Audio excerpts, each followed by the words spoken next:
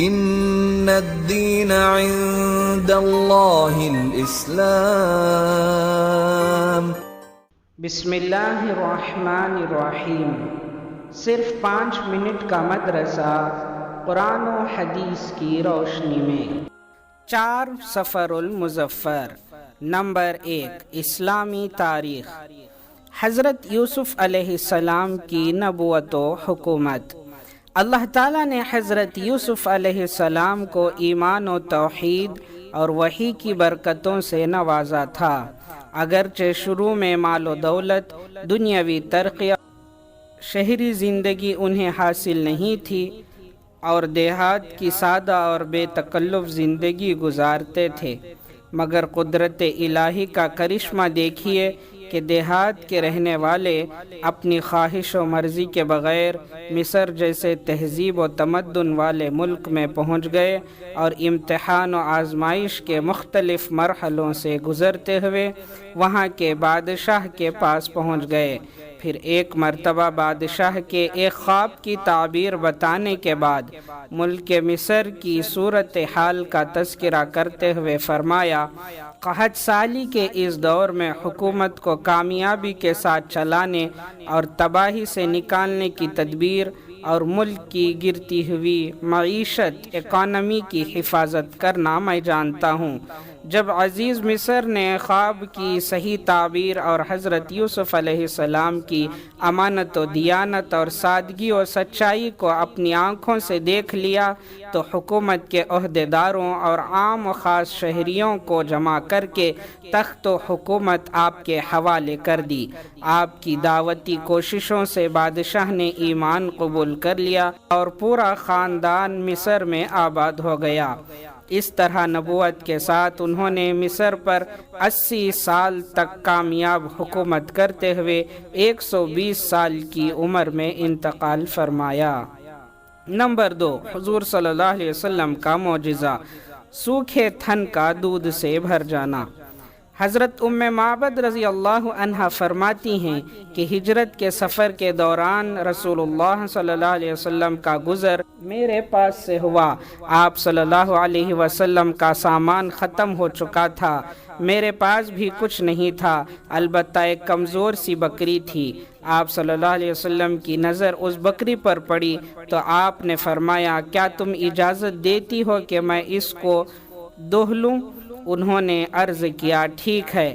بس آپ صلی اللہ علیہ وسلم کا اس بکری کے تھن پر ہاتھ پھیرنا ہی تھا کہ دودھ سے بھر گیا اور بہنے لگا۔ تمام لوگوں نے خوب پیا۔ جب ابو معبد رضی اللہ عنہ گھر آئے تو دودھ دے کر پوچھا، ام معبد یہ کیا ہے؟ میں یعنی ام معبد نے جواب دیا، ہمارے پاس سے ایک بہت ہی بابرکت آدمی کا گزر ہوا، یہ خیر و برکت اسی کی وجہ سے ہے۔ طبرانی۔ نمبر 3، ایک فرض کے بارے میں، اولاد کی میراث میں ماں باپ کا حصہ۔ قرآن میں اللہ تعالیٰ فرماتا ہے، ماں باپ میں سے ہر ایک کے لیے میت کے چھوڑے ہوئے مال میں چھٹا حصہ ہے اگر میت کے لیے کوئی اولاد ہو۔ سورہ نساء آیت نمبر 11۔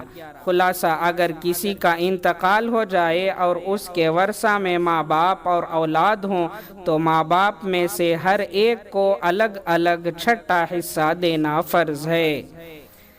نمبر 4، ایک سنت کے بارے میں، پریشانی کے وقت کی دعا۔ جب کوئی شخص کسی پریشانی میں مبتلا ہو جائے تو یہ دعا کثرت سے پڑھے، حسبی اللہ لا الہ الا ہو علیہ توکلت وہو رب العرش العظیم۔ ترجمہ، میرے لیے اللہ ہی کافی ہے، اس کے سوا کوئی عبادت کے لائق نہیں، میں نے اسی پر بھروسہ کیا اور وہی عرش عظیم کا رب ہے۔ سورہ توبہ آیت نمبر 129۔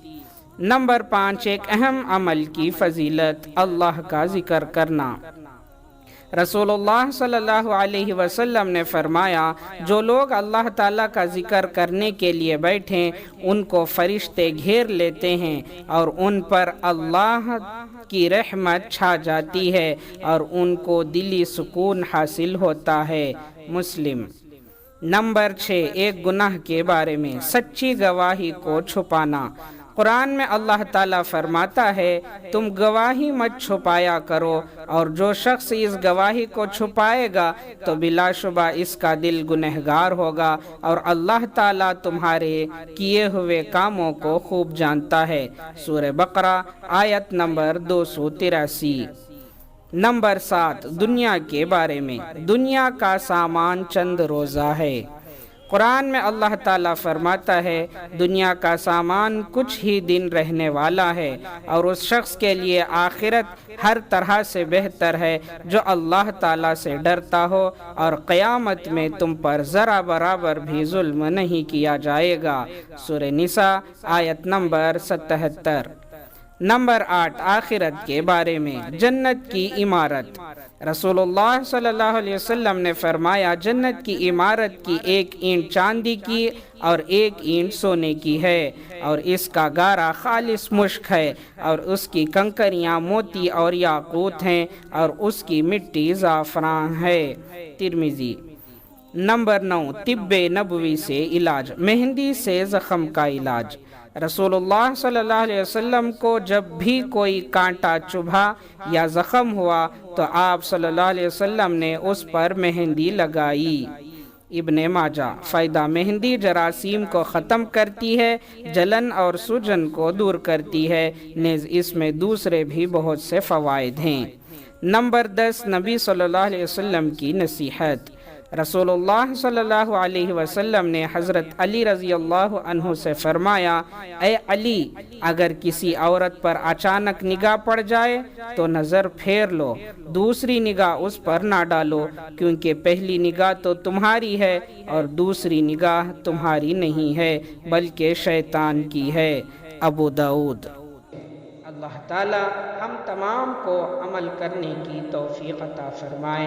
سبحان اللہ و بحمدہ، سبحانک اللہم و بحمدک، ونشہد ان لا الہ الا انت، نستغفرک و نتوب الیہ۔